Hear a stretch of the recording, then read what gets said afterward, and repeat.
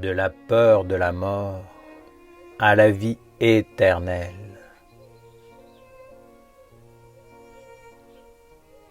Si la femme cherche le monde divin, c'est parce qu'elle y a une âme et qu'elle éprouve le besoin de retrouver sa vraie patrie, sa famille, ce qui lui correspond. Lorsqu'elle s'éveille, l'âme souffre dans le monde mortel, car elle ne trouve pas les éléments, la nourriture nécessaire pour combler son aspiration à la pureté, à la lumière, à la perfection.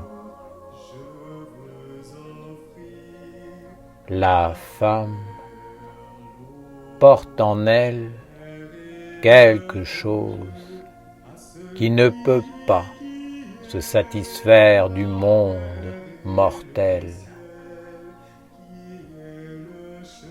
C'est cet élément qui sans cesse la pousse en avant, la force à chercher autre chose. Elle veut goûter une plénitude qui ne se trouve pas dans la limitation des formes du monde extérieur. Lorsque la femme prend conscience de l'origine de cette aspiration en elle, elle peut trouver la force de reconnaître un maître, une tradition, et de s'engager sur le chemin de la lumière. Si la femme n'arrive pas à ce qu'elle veut dans la vie, si elle n'atteint pas la plénitude et demeure bien souvent dans l'insatisfaction, c'est parce qu'elle a donné un trop grand pouvoir au côté mortel. La mort est avant tout un concept, une vision hypnotique, une façon de regarder, de penser, d'exister, qui ont pris une influence prépondérante sur l'esprit et les sens de la femme. La femme voit ses enfants grandir et se voit vieillir. Elle voit ses parents partir dans l'autre monde et son propre chemin lui apparaît identifié au corps et au monde mortel qui doucement lui prennent sa vie. Elle se dit que son temps est compté. Bien sûr, c'est une vérité, mais elle appartient au monde de l'homme qui a des objectifs à court terme, aspire à des réalisations matérielles temporelles.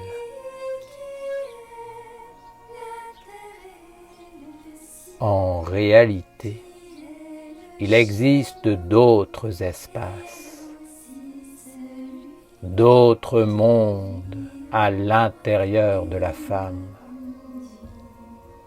autour de la femme, et même ailleurs, dans des univers que la femme prisonnière de l'esprit de la mort peut difficilement concevoir. Cela ne veut pas dire que ces mondes soient hors de portée de la femme,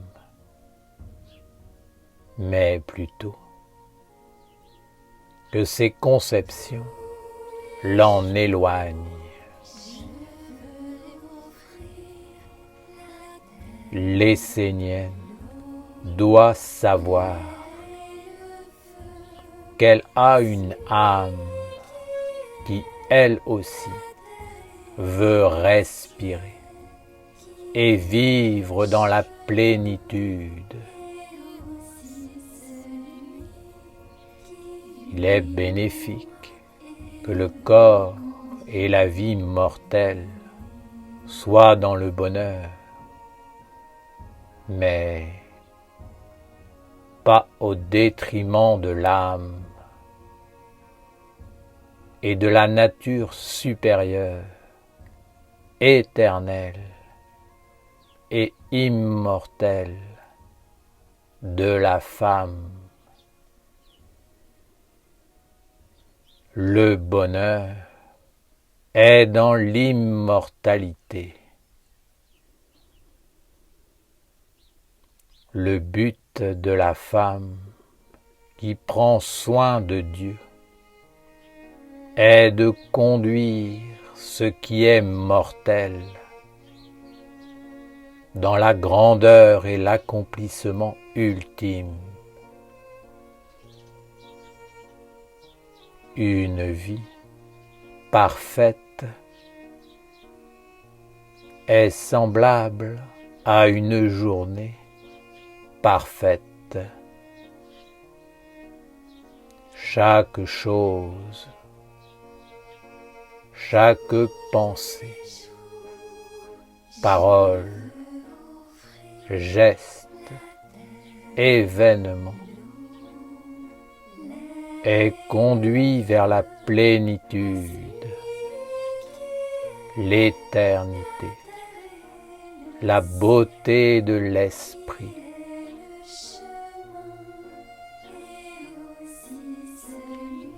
Une essénienne doit s'efforcer de vivre avec la lumière intérieure de son âme et de conduire tout ce qu'elle pense et ce qu'elle vit vers une dimension sacrée et éternelle. L'enseignement lui est offert pour la soutenir, car la sagesse emplit tout de lumière et met chaque chose à sa place. Vois-tu, si tu penses avec l'œil de la mortalité, les êtres qui habitent les mondes inférieurs de la décomposition te feront miroiter la peur de tout perdre et féconderont ton âme de la crainte de la mort. Pour eux, ton âme est l'essence même de ce qu'ils convoitent. Sous leur emprise, tu sentiras que tu as peu de temps pour réaliser des choses. C'est une fausse conception, car elle est limitée et engendre l'étouffement. Seul le monde divin, qui n'appartient pas au monde de l'homme, vit dans l'éternité. Il peut rester avec toi et offrir à ton âme la plénitude. Alors, relie en conscience chaque chose que tu enfantes à un concept d'éternité à travers l'enseignement et sa pratique dans le quotidien. Tu penses que tu ne peux pas le vivre, mais c'est faux. Être une Essénienne est déjà un concept éternel qui t'ouvre les portes de l'immortalité. Tu peux le vivre dans ton quotidien si tu t'en donnes les moyens. Les Esséniens sont un peuple intemporel. Mets-toi en mouvement pour nourrir l'immortel, comme tu le fais naturellement pour nourrir ton corps mortel. Alors, non seulement tu vivras l'enseignement essénien dans ton quotidien, mais en plus, tu le vivras après la mort de ton corps physique. Tu garderas ce trésor avec toi et tu le retrouveras d'incarnation en incarnation, jusqu'à ce que tu entres dans la vie véritable, que tu ne connais pas encore. Sache que ton œuvre dans la sagesse ne s'arrêtera pas, parce que tu auras mis la force. Tu auras conçu, créé, engendré ta pensée et ta volonté dans le monde de l'éternité, associé à un monde parfait, sans commencement ni fin. C'est l'un des secrets de l'école essénienne. En étant essénienne, tu auras triomphé des forces sombres, parce que tu vivras en tant qu'humain incarné sur la terre, dans le temps qui t'est imparti, la bénédiction ou le résultat de ta pensée et de ton engagement. De plus, tu le vivras après la mort du corps et le garderas au-delà, jusqu'à ce que tu parviennes au but ultime. Ne sois pas une femme de conception mortelle. Sois une femme qui pense, qui sent, qui veut, en association avec un souffle d'éternité, qui construit un corps d'immortalité dans la lumière, et pour la victoire de la parole du Père en tous les mondes et univers.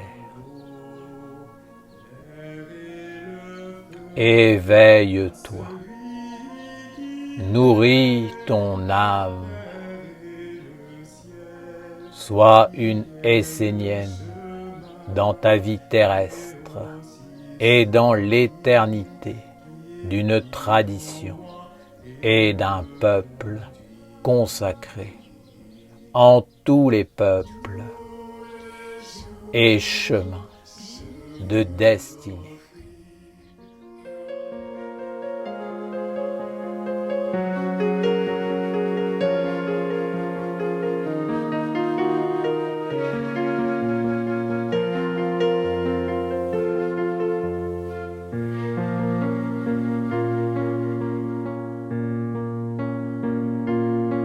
Soyez dans l'art de vivre avec douceur. Soyez dans l'art de vivre avec le cœur. Vivez la clarté, la sérénité, les grandes valeurs de la douceur.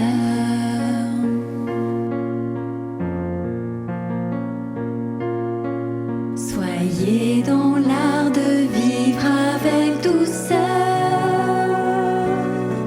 Soyez dans l'art de vivre avec le cœur. Goûtez